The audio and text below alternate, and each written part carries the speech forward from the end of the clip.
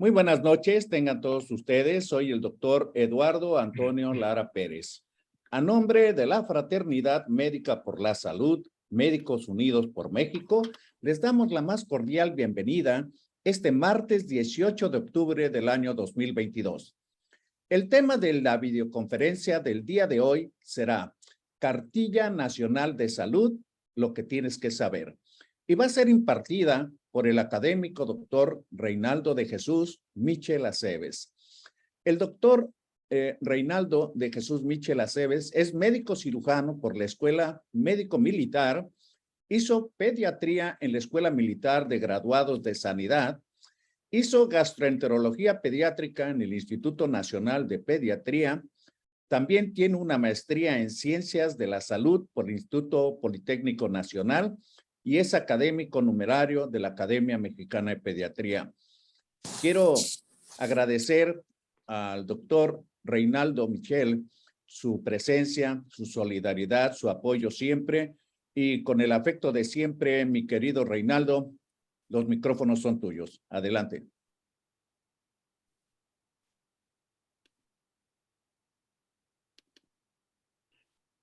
Primero que nada, muchísimas gracias por la amable presentación y sobre todo por la invitación. Este es un tema que de alguna manera creo que ya lo habíamos compartido, pero no está de más porque es una tarea que considero debe estar permanente en nuestro quehacer cotidiano. La Cartilla Nacional de Salud de niños de 0 a 9 años, y intencionalmente le puse así para niños, porque eso de niños y niñas me parece un modismo que es nada más gastar mucha saliva. Vamos a hablar un poquito de historia, cuáles son los propósitos de estas cartillas, cómo se desglosan y un resumen para llevar a casa. El objetivo es primordialmente reconocer la importancia, el contenido de estas cartillas y algunos puntos prácticos y seguramente alguna tarea. Lo primero que debemos de saber es que las cartillas nacionales de salud son documentos oficiales, personales y gratuitos. ¿En dónde se entregan? En las unidades del Sistema Nacional de Salud. Y por supuesto tienen utilidad para el usuario y también para el personal de salud. Ojo que se entregan en las unidades del Sistema Nacional de Salud, no en el registro civil, porque luego existe esa suerte de desinformación de pensar que se entregan en otros lados. Las cartillas están realizadas con el propósito de ser útiles para registrar todas las acciones de promoción de la salud, prevención, detección oportuna de enfermedades, control de enfermedades, seguimiento del estado de salud y promover estilos de vida saludables. Y también esta cartilla contiene un apartado para el registro de vacunas. Dicho sea de paso, estas cartillas nacieron como cartilla de vacunación, muy probablemente por eso. Coloquialmente le llamemos la cartilla de vacunación. Y así se entrega. Señora, aquí está su cartilla de vacunación. Como buenos mexicanos nunca leemos lo que nos dan y como solo nos dicen que es de vacunación, pues la llevamos solo cuando hay que aplicarle las vacunas a niños para que cuando menos eso registren ahí. Este Programa Nacional de Vacunación nació en 1973 como tal. Hasta 1978 se hizo de carácter obligatorio la Cartilla Nacional de Vacunación. Posteriormente se fue robusteciendo y se agregaron tablas de peso y talla. Hasta 1998 ya se hizo una cartilla de salud de la mujer y luego en 2002 la de las personas adultas mayores y en el 2003 se estableció el sistema de cartillas nacionales de salud. Estas cartillas nacionales de salud tienen principios rectores de ser una guía que deben ser gratuitas, universales, tienen la característica de ser integrales, favorecen la equidad, la accesibilidad y la excelencia. Ah, caray. No quiero dar la que sigue. Ya. Hay fundamentos que sostienen, fundamentos legales que sostienen estas cartillas nacionales de salud. Aquí está promulgada en el Diario Oficial de la Federación en febrero del 2008, de uso obligatorio en todas las instituciones del sistema de salud. ¿Cómo se deben usar? Se deben usar cuando se incorporan a todos los ciudadanos o a cualquier ciudadano al sistema de protección social de salud. Pareciera ser que esto es letra muerta. El modelo operativo de estas cartillas nacionales es que tienen grupos federales, jurisdiccionales, estatales y locales, y cada uno tiene definidas sus tareas. Y los responsables de otorgar estos servicios de salud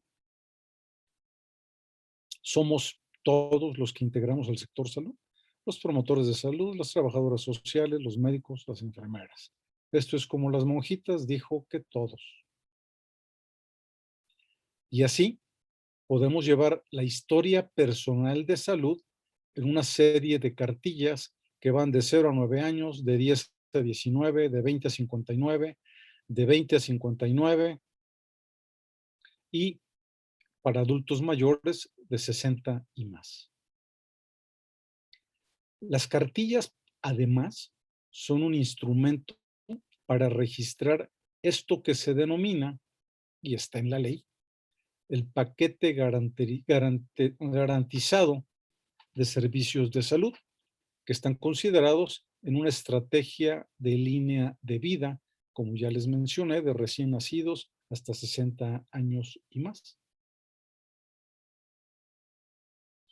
Idealmente, estas cartillas se debiesen entregar al salir del cunero y les debiera entregar un médico. Y debiéramos inducir a los padres a que conozcan y lean la cartilla. Allí se van a dar cuenta que les va a enseñar a identificar signos de alarma, se asientan las condiciones del parto, se asienta la exploración física, se detectan defectos al nacimiento y se refiere en su caso a los recién nacidos a donde corresponde. También se otorgan cuidados acerca de orientación acerca de los cuidados para el cordón umbilical, para realización del tamiz neonatal. Se asienta también la aplicación de vitamina K y la profilaxis oftálmica y la aplicación de vacunas. Espero que ya se haya normalizado la afluencia de BCG, creo que todavía no. Además, también en esta cartilla se asientan datos para orientar a algo que debe ser nuestra labor cotidiana, que debe ser una labor muy importante en la que debemos de insistir, es en la alimentación al seno materno y a la estimulación temprana de los niños. Razón de más para que esta cartilla se favorezca o se promueva, sea entregada desde el cunero. Para decirlo en palabras muy coloquiales, pues es el manual del usuario. Esta cartilla, me voy a enfocar en la cartilla de salud de 0 a 9 años, con el contenido que tiene. La carátula, la cara posterior, y ahí dice que cada vez que lleven a su niño atención médica, hay que solicitar a la enfermera que revise la cartilla, que vigile, que asiente el peso, la estatura, los datos, las actividades de protección específica que están especificados en la cartilla, se apliquen las vacunas, se informen acciones para prevenir enfermedades y se le realicen las pruebas para la detección de esas enfermedades de acuerdo a la edad. Además, allí se puede registrar las citas.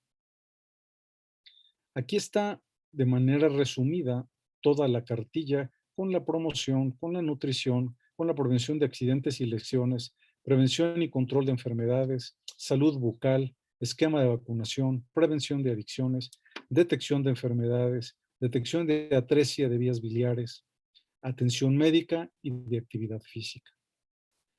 Esta orientación y datos de identificación asientan el CURP, puede llevar la fotografía del pequeño, el grupo sanguíneo y el RH, los datos de identificación, nombre, unidad médica, los datos generales de vivienda, lugar de nacimiento y lugar del registro civil, que son datos que pueden ser muy útiles para luego registrar, para poder luego requisar un acta de nacimiento. Aquí se pueden asentar esos datos que luego nos pueden ayudar más adelante.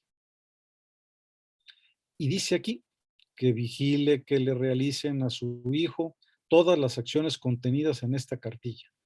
Entonces hay que inducir a los padres para que participen para mantener la salud de sus niños. En las acciones de promoción de la salud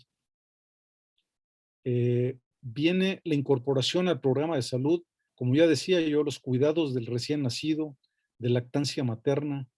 Aquí solo vienen enumerados, pero el manual o la guía técnica de esta cartilla dice el cómo hacer cada una de estas 16 actividades que están puestas como promoción de la salud.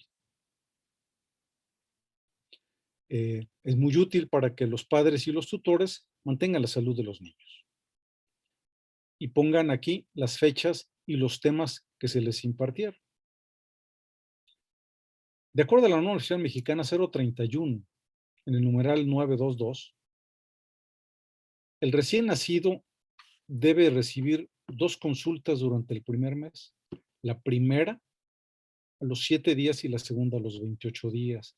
Por ahí ya en una charla previa, alguien comentaba acerca del cumplimiento de esta norma. Esta norma es letra muerta porque en muy pocos casos se cumple con esto de revisión a los 7 y a los 28 días.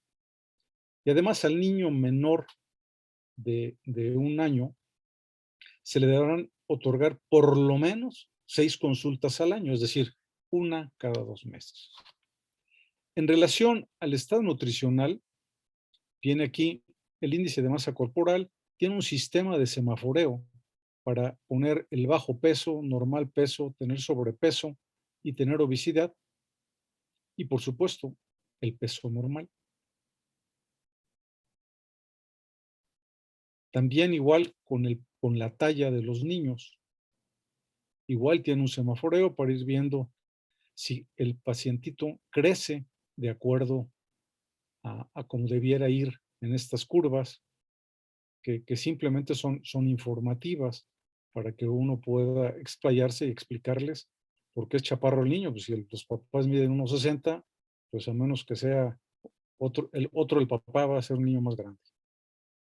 Luego los andan buscando. En cuanto a la promoción de la salud, ya decía yo que se repitió esta diapositiva. Es que le di hacia atrás.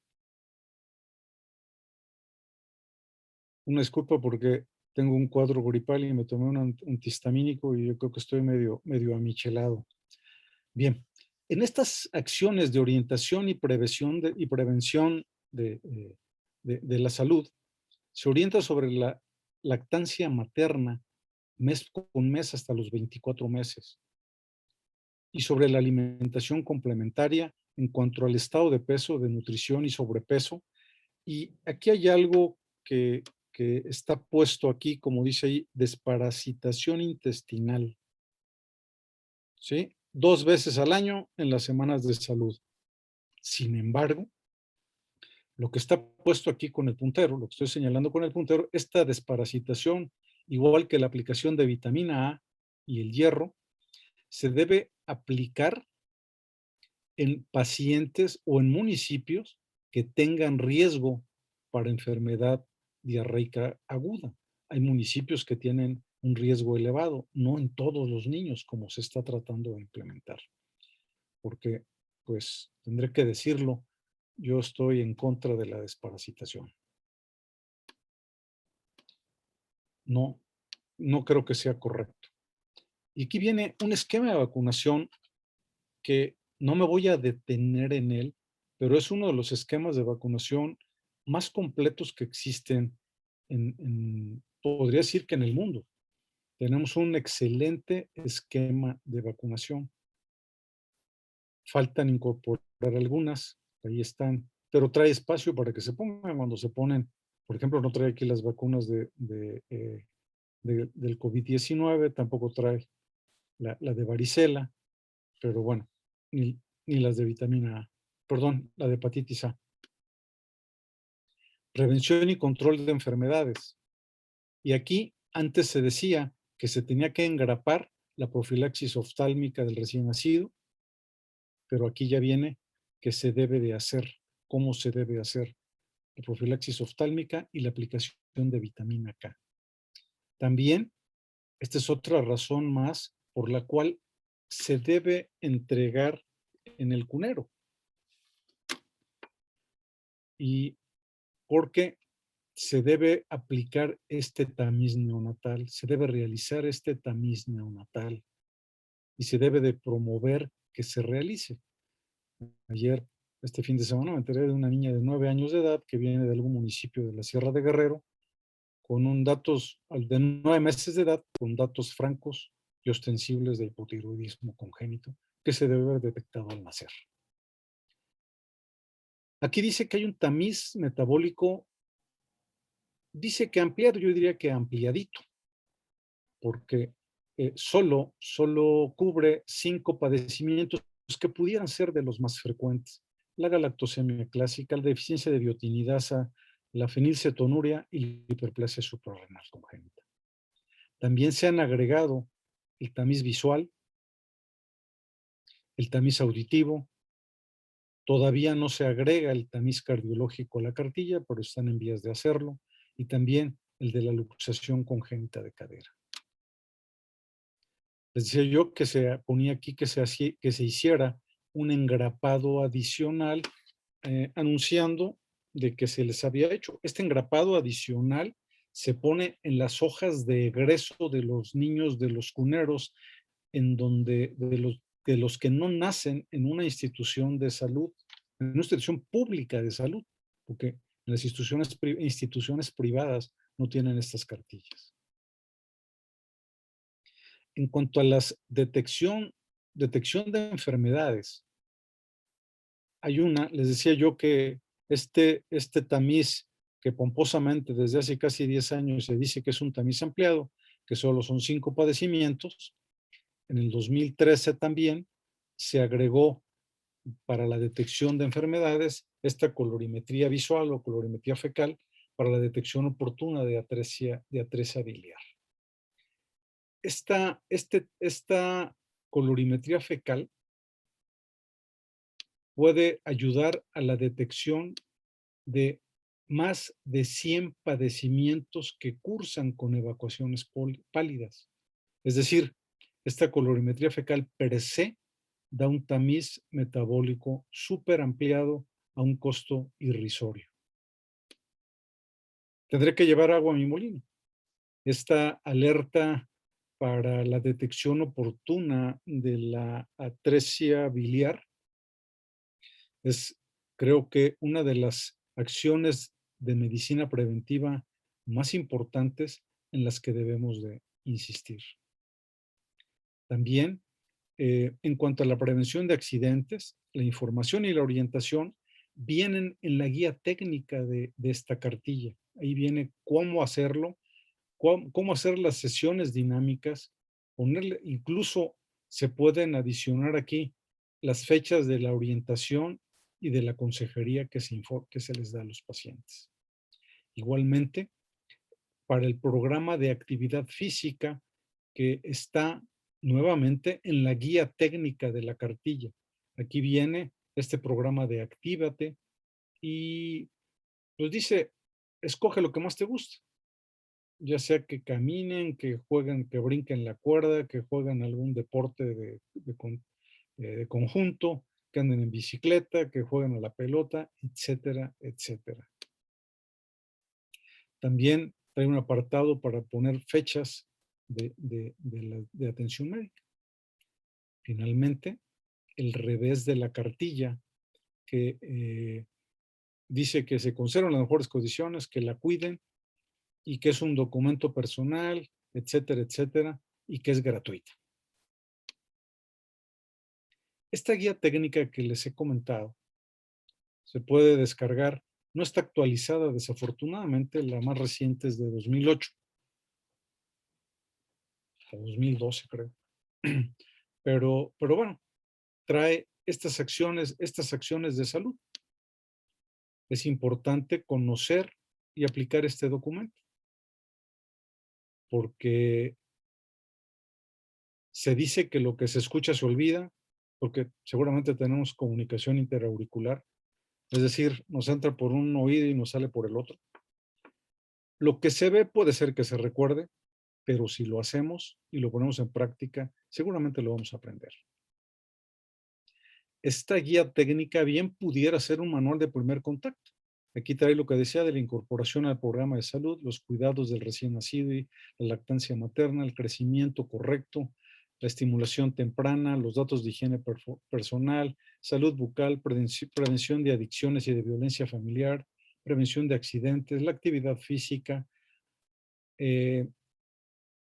inducir un entorno favorable tanto en la casa como en la escuela, junto y además también algo acerca de los animales de compañía o mascotas, e incluso información para grupos de ayuda mutua, ya sea de sobrepeso, de obesidad, de desnutrición, etc. Trae cómo viene el esquema de vacunación, explica lo de la quimioprofilaxis para tuberculosis pulmonar, prevención y control de enfermedades. Aquí es donde viene lo de la desparasitación intestinal, que debiera ser específicamente en algunos lugares, no en todos lados. Bien. Y no es una cobra, es un aparato digestivo. Asoleado, por cierto. Para llevar a casa, ¿qué les diría? Que las cartillas nacionales de salud son documentos personales y gratuitos, de carácter oficial, y se debe entregar en las unidades del Sistema Nacional de Salud y son muy útiles para el usuario y para el personal de salud. Idealmente, se debieran entregar al salir del cunero e inducir a los padres para que conozcan y lean la cartilla, se capaciten para la alimentación al seno materno y la estimulación temprana. Es muy, muy importante insistir en la lactancia al seno materno. La cartilla nacional es mucho más que un registro de vacunas. Es importante conocer el contenido porque es un tesoro y es la brújula que guía las acciones de salud. Debemos hacer el compromiso de exigirla en las consultas, puesto que contempla todas las acciones de salud que debemos promover y realizar. Porque están hechas pensando en la salud infantil y de nosotros depende que se cumplen y que no sean letra muerta. Es importante conocer esta guía técnica porque es un manual de atención en el primer contacto. Y con esto llegamos al final. Muchas gracias. Muchas gracias, doctor Reinaldo Michel. definitivamente que es tan importante la cartilla de vacunación que tenemos, pues seguramente muchos comentarios. El primero que quiero yo hacer es que si bien no es actualmente todo lo que debería de tener, es un avance espectacular. El problema es que no se aplica. Y todavía más, no se enseña en las escuelas de medicina porque no están preocupados en formar médicos de primer contacto. Como tú bien lo dijiste, pues es un manual de primer contacto y ahí se hace promoción de la salud, vigilancia de crecimiento y desarrollo y detección temprana de padecimientos generalmente crónicos, como la obesidad, el sobrepeso, y se pueden encontrar muchos otros más. También es conveniente mencionar que hace 5 días apenas hablamos del tamiz cardiológico neonatal. Ahí viene el comentario de que no se cumplen las visitas a los 8 y a los 28 días del recién nacido. Y entonces para muchos de los chicos que nacen con una cardiopatía compleja, pues se pone en peligro su vida, sobre todo porque tiene que dársele accesibilidad y un procedimiento de tercer nivel. Tiene que llegar ahí donde se le resuelva su problema. Creo que tenemos que hacer un esfuerzo muy amplio, las universidades, cambiar los proyectos. Ya lo habíamos comentado en otras ocasiones, también contigo mismo, acerca de la necesidad de cambiar la forma de enseñar la medicina y los tópicos necesarios y actuales. Decíamos en aquel entonces de la pospandemia, pero en realidad yo creo que ya no podemos regresar a los esquemas anteriores. Tenemos que estar pensando cómo vamos a resolver los problemas que nos aquejan de todos los días. Y creo que las escuelas de medicina están bastante lejanas de las necesidades en competencias de lo que debe de tener un egresado de la Escuela de Medicina. En fin, hay saludos y felicitaciones. Nelson te manda saludos desde Maracaibo, Venezuela. Muchísimas gracias. También te mandan saludos de la Ciudad de México, nuestro querido Antonio Luébanos de Guadalajara. También el doctor Javier Orozco, Guillermo Javier Orozco Nava, de la Ciudad de México. Y el doctor Erasmo Martínez también te manda una felicitación desde el puerto de Veracruz. Muchas gracias. En fin, no sé, a mí me gustaría, porque definitivamente hablaste, creo que hay cosas que le faltan aún y se puede enriquecer la cartilla de salud. Por ejemplo, el tamiz auditivo, el tamiz cardiológico neonatal, que es una tristeza lo que está pasando porque está autorizado en toda la base científica, normativa y de procedimientos desde hace un año. Y como no ha salido en el diario oficial de la Federación, no se le puede dar una partida económica para echar a funcionar este programa, lo cual en tan solo un año ha costado la vida al menos de 180 niños con problemas cardíacos serios. Posiblemente se podía haber salvado, con uno que se hubiera salvado hubiera valido la pena.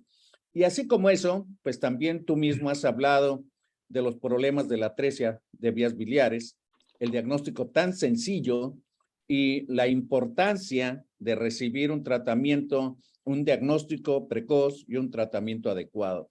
Y eso es algo tan terriblemente simple que yo creo que se tiene que trabajar no solamente en las escuelas de medicina, sino hacer una gran promoción del primer contacto, que el primer contacto funcione, que no solamente hagan 40 consultas en un consultorio para estar haciendo recetas de enfermos, se tiene que hacer promoción de la salud.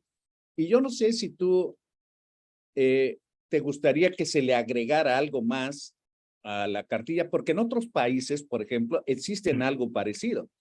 En Inglaterra existe también una cartilla que es obligatoria para prácticamente todas las actividades desde que antes de que nazca el niño, deben de tener las visitas si fueron a capacitación, si recibieron instrucción de alimentación al seno, etcétera, etcétera. Y después, una vez nacido, van vigilando con unas trabajadoras sociales y enfermeras si se están cumpliendo los objetivos. En el momento que hay una desviación o una sospecha, se canaliza inmediatamente a la atención médica.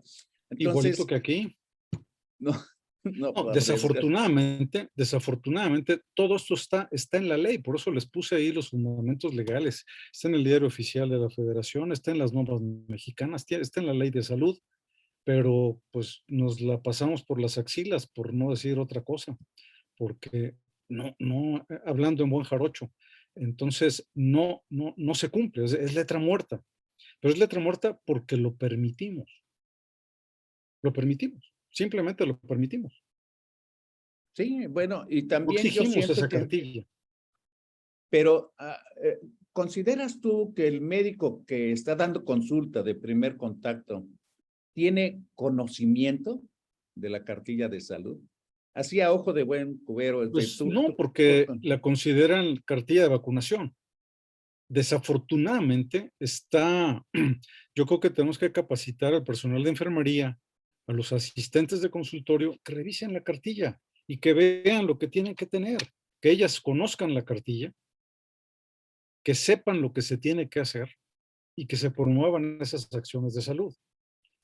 Porque ya uno en la consulta, en este sistema de enfermedad en el que vivimos, porque no es un sistema de salud, es un sistema de enfermedad, desafortunadamente. Y ese sistema de enfermedad es lo que se enseña en las escuelas. Y desgraciadamente, con una apuesta desde hace décadas a la medicina hospitalaria, y con poca inversión en el primer contacto, la medicina extrahospitalaria. Hace ya año y medio, casi 2 años, hablábamos en un foro acerca de la necesidad de competencias de lo que sucedía con la atención médica pediátrica. Y decíamos en ese entonces, a partir de que el presidente en turno había mencionado que se iban a duplicar las plazas de médicos. Eso incluía a los médicos pediatras para su Para hacer formación. residencias Sí, de las especialidad. residencias médicas. Y resulta que después de 3 años promedio, que es lo que tarda un médico pediatra en volverse especialista en un hospital, viendo enfermos y aprendiendo a hacer lo que se hace en el hospital, pues después de eso tiene un diploma y se pone a ejercer la pediatría de consultorio, en la cual no recibió una capacitación, tiene poca información, no le quito méritos al que lee mucho, pero otra cosa es la práctica, y se empieza a hacer una serie de cosas terribles. Y en ese entonces yo proponía, como sucede en España desde hace como 30 años, de que se hiciera una especialidad, o si había llegado ya el momento de hacer una especialidad de pediatría extrahospitalaria o pediatría de primer contacto. Y digo esto porque, ¿quién es el enemigo del seno materno? Pues generalmente un pediatra que prescribe una fórmula láctea. ¿Y cómo es posible que los pacientes que van a demandar cualquier atención del pediatra pasan desapercibido que tiene sobrepeso o obesidad y no lo ven como una enfermedad? Y no trazan pues, siquiera una estrategia para ir vigilando o cómo se puede coaccionar. Entonces, la cartilla de salud da esa oportunidad, ver en el momento que se desvíe percentilarmente ese niño en talla peso, pues algo está sucediendo y habrá que actuar en consecuencia. Creo que hay mucho todavía por hacer y el mecanismo de acción, la punta de lanza, como tú bien lo mencionabas, porque esto lo hemos platicado hace meses, de la necesidad de hacer un taller exclusivamente de la Cartilla Nacional de Salud. Difiere un poco en cuanto a la enemistad de los médicos por la prescripción de la lactancia materna. Yo creo que sí habría que acotar eso. Muchas veces uno como tratante se ve en la necesidad de suplementar o complementar con una fórmula porque cada vez más mujeres trabajan. Entonces, es muy complicado, no tenemos cultura, ni siquiera infraestructura para que las mamás, primero habría que tener la cultura de que ellas extraigan la leche y luego tener la infraestructura para hacerlo. Pero los patrones dicen, ok, yo les doy su hora de lactancia. Sí, pero la señora trabaja en Mocambo y vive en la playa norte. Pues en una hora no va y viene. ¿Estamos de Sí, acuerdo? sí, totalmente. Ubicándonos en el puerto, ¿sí? Sí, sí, Y en la totalmente. Ciudad de México, pues la señora trabaja en Santa Fe y vive en Ecatepec. Entonces, Sí, pues nunca lo va a poder hacer. Entonces, se ve uno en la necesidad de darse, ¿cómo se llama? De dar una fórmula. Es desafortunado, sí, sí, pero, y pero es además en necesario. ocasiones no bien justificado. Por ejemplo, veo todos los pacientes que veo menores, lactantes de Córdoba y de esa región, todos tienen alergia a la proteína de la leche, todos. Y además se les da una fórmula esencial, o sea, es así como De que, aminoácidos. sí, sí, uno dice, bueno, pues el diagnóstico a lo mejor no está justificado, pero esta fórmula menos. No, pues están Entonces, matando hormigas con balas de cañón. algo falta con cuestión de la información y a veces en la ribombacia de ser un médico especialista, de creerse que se está haciendo lo correcto, pues le falta a lo mejor leer un poco o investigar Es, qué es es lo que está educación. pasando. Yo creo que es educación. Hace mucho tiempo, cuando empezaron a entrar las fórmulas de aminoácidos, me llegó alguien a venderme la fórmula de aminoácidos, a decirme, este es el tratamiento específico para la alergia a proteína de leche de vaca. Le dije, mira, una cosa es Juan Domínguez y otra cosa es su hermano Belisario, Pues sí. porque menos del 5% van a requerir una fórmula de aminoácidos. La gran mayoría van a ser tratados con una fórmula extensamente hidrolizada, bien indicada, ya sea extensamente hidrolizada de suero o extensamente hidrolizada de caseína, y los menos van a necesitar una fórmula de aminoácidos. Desde Y a mí, entonces ya no me patrocinan nada. y a mí me parece muy correcto el comentario que hiciste de las necesidades en ocasiones, por cuestiones de tipo personal, el de complementar con una fórmula. Pero a veces no tomamos en cuenta y lo vemos tan fácil y alteramos la inmunogenética de la nutrición y las repercusiones que van a tener tanto en enfermedades infecciosas o inmunológicas. Además, también tema que ya has tratado tú aquí en Médicos Unidos por México, acerca de la importancia de la microbiota.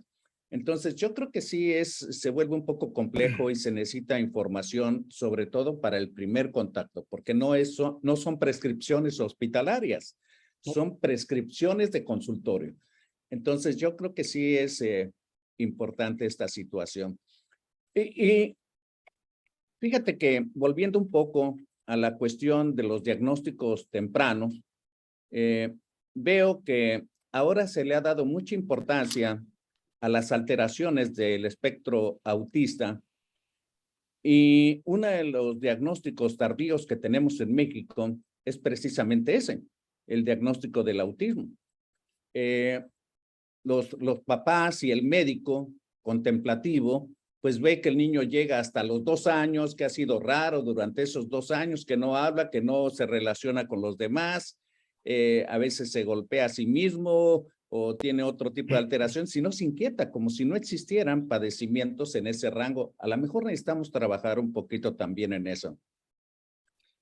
Sí, yo creo que cada vez más vamos a estar viendo niños con trastornos del espectro autista y igual, el pediatra debe estar entrenado para hacerlo y para buscarlo y referirlos de manera oportuna. En la semana vi unos gemelos de 2 años de edad con retraso en el neurodesarrollo y, y les pregunté, o sea, les hice la pregunta, pues a lo mejor muy cruda, pero digo, es una pregunta cruda, pero creo que ya se las deben haber dicho.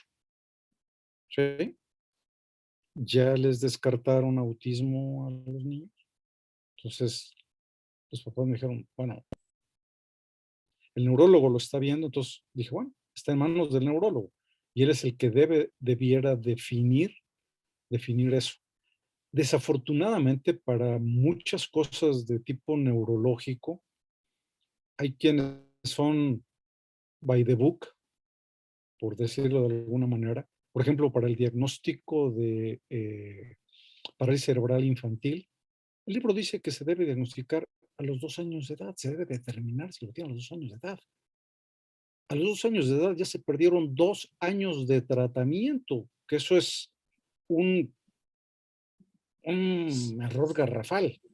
Hay datos tempranos, hay signos tempranos, pero quienes aprendieron eso y no han vuelto a leer, no han vuelto a tomar un libro, no han vuelto a tomar un artículo, que, que deben diagnosticarlos de los 3 meses de edad. Hay Y, datos muy importantes que se deben tomar en cuenta, porque y me dices eso y se me viene a la mente otros padecimientos que son de detección en el primer contacto y que a lo mejor deberíamos de involucrarlos dentro de la cartilla de salud, como las criptorquidias, como las fimosis, como las hernias la fimosis inguinales. es perdón, la fimosis es natural, es normal. En el libro de Illingworth, del niño normal, dice que es normal. Una cosa la fimosis es normal, pero la criptorquidia no. Y yo creo que sí debiera de estar en el primer contacto, De ser totalmente de acuerdo. parte de diagnóstico Temprano, oportuno, ¿no? temprano, claro. Oportuno, sí, ¿no? Porque si no, ese niño se va a quedar amando a medias, Y en fíjate, el mejor de los casos. hablando de estas situaciones, por acá en el sureste es muy común que los padres y los médicos digan, oiga, es muy flojo para hablar este niño, pero es que así fue su papá o su tío, etcétera, etcétera, y nos cuesta mucho trabajo hacer diagnósticos de alteraciones del lenguaje. Y creo que es un padecimiento terriblemente frecuente y que va a tener un impacto muy importante en la convivencia social, la autoestima, en fin, con una serie de situaciones a las que se tiene que eh, enfrentar el paciente. Aquí hace un comentario Fabiola, Fabiola, dice, la criptorquidia está dentro de los tamizajes que se supone debemos de hacer antes de egresar a un recién nacido, me imagino. Según la GPC, es una guía de práctica clínica, GPC. eso es. Ah, perfecto. Pero estábamos hablando, Fabiola, que debería de estar contemplada en un Debería documento consignarse sencillo en algún lugar. o consignarse pues en este momento estamos hablando de la cartilla de salud, que no es de vacunación, volvemos a reiterar, y que ahí está, pues prácticamente como decía el doctor Michel, pues es un manual de la medicina de primer contacto. No sé si eso conteste un poco, parece ser que sí, Fabio, estamos de acuerdo. Muy bien. Pues no sé, ¿qué otra cosa? Estábamos hablando entonces de los trastornos del lenguaje, que son terriblemente frecuentes. Y luego, desgraciadamente, también estamos viendo muchos problemas ortopédicos. No sé La si luxación ahora ponemos congénita de más. cadera. Sí, bueno, tanto la luxación congénita de cadera creo que bajó muchísimo su incidencia y el tratamiento como es tan terriblemente sencillo, ese niño si lo detectan al nacimiento, a los 8 días o a los 28 como se recomienda, pues el pronóstico es muy bueno. El problema es que se haga un diagnóstico tardío y a veces hay familias que se dan cuenta porque la niña camina como compás, cuando ya está haciendo el intento para caminar. Pero yo recuerdo hace décadas cómo veíamos sobre todo niñas que les ponían yesos de esos con un palo de escoba entre las rodillas, Un ¿no? pelvipodálico, se llama aparato pelvipodálico. Así es. Y bueno, y uno decía, qué barbaridad, qué tristeza con esto, con algo que se debe de diagnosticar al nacimiento. Claro, sí, sí. Entonces, pues cuando vemos esas situaciones, algo falló, es una frustración terrible. Dice aquí, de acuerdo con eso, cadera, me ganaron, pero no lo detectan. Muy bien, estamos totalmente de acuerdo. Quiero mencionar que Fabiola Aguilar es una experta. Ella es pediatra y hizo además Neonatóloga. neonatología. Sí, y ahora se está enfrentando a lo que es la medicina de primer contacto, que no está para nada peleada con los subespecialistas. El tamizaje ocular también para lo de retinoblastoma, Retinoblastoma, claro. totalmente de acuerdo. Bueno, pues creo que hemos enriquecido Y el con estos auditivo, comentarios.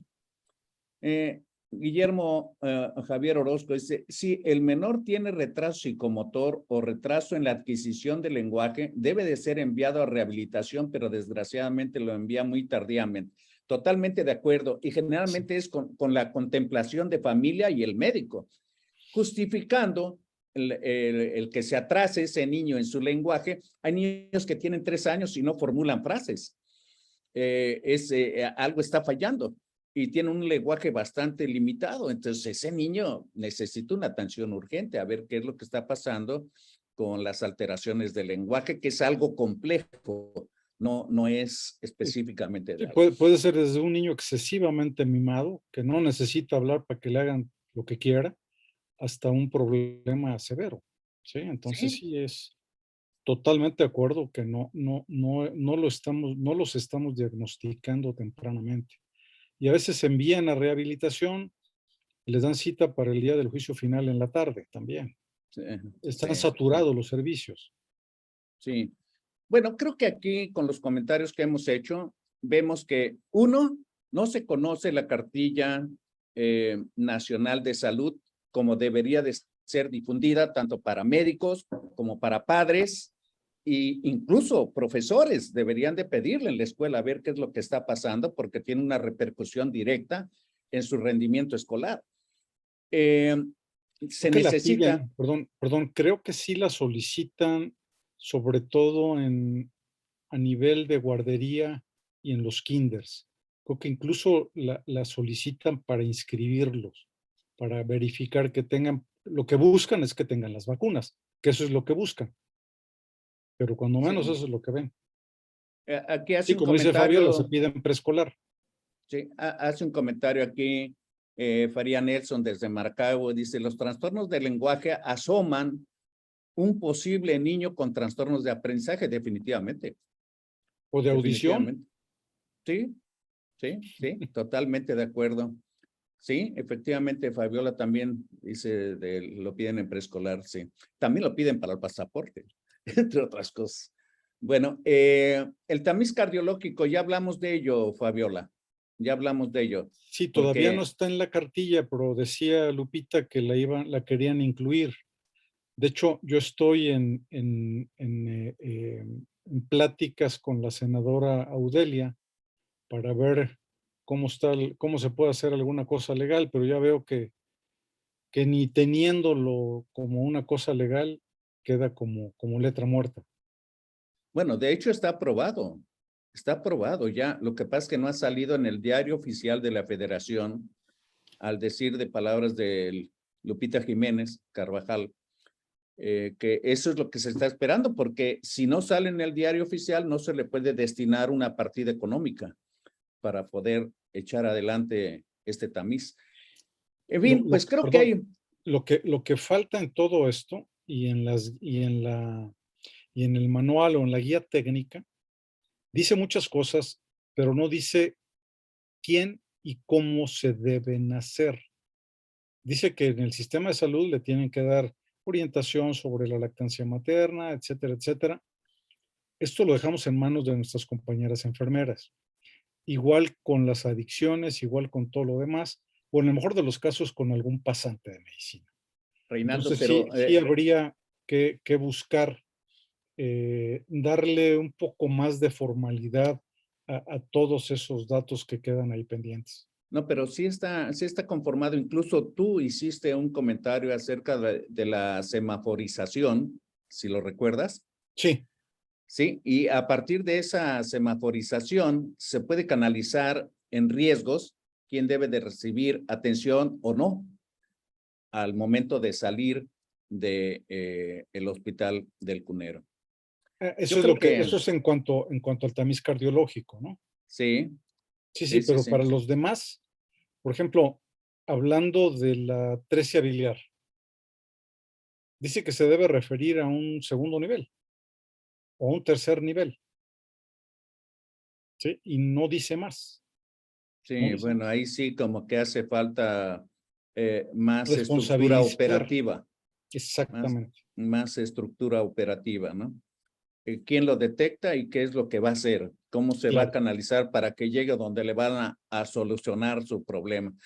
Sí, definitivamente que nos hace falta mucho, pero yo creo que hoy ha sentado las bases muy importantes y muy sólidas acerca de la importancia de la Cartilla Nacional de Salud y como bien dice el título, lo que debes de saber. Y creo que no todos sabíamos lo mismo. Y creo que todavía se puede enriquecer muchísimo más. Estamos llegando casi al límite. No sé si hay Sí. alguna pregunta o comentario por ahí. Fabiola, Nelson, Erasmo, Martínez, nadie quiere hacer una pregunta por ahí. Y yo te quiero pedir, Reinaldo, si nos puedes dejar un mensaje final a manera de epílogo. Muchas gracias. Pues yo espero haberles dejado muchas dudas para que busquen la manera de resolverlas, porque de nosotros depende que exijamos esta cartilla, que la conozcamos y que buscamos la manera de difundirla. Muchísimas gracias por su atención y por sus comentarios. Muchas gracias, Quedo a sus órdenes. Reinaldo de Jesús Michel Aceves. Yo quiero comentar antes de cerrar esta transmisión que México es un gran país y tiene grandes médicos en todas las especialidades, tiene grandes programas, pero si no hay una voluntad política, no se pueden echar a andar. Todo lo que queremos hacer cuesta dinero y no hay nada gratis definitivamente, a mi manera de ver. Entonces, yo creo que necesitamos cambiar esa mentalidad. Ojalá que las escuelas de medicina y los diferentes servicios en salud se involucren y hagan verdaderamente plataformas multidisciplinarias para que todo el mundo aporte conocimiento y se hagan cosas cada vez mejor. A nombre de la Fraternidad Médica por la Salud, Médicos Unidos por México, agradecemos al académico doctor Reinaldo de Jesús Michel Aceves su participación y les invitamos a todos ustedes a que vean este video en nuestro canal de YouTube y también les deseamos buena noche y hasta la próxima videoconferencia. Muchas gracias y buenas noches.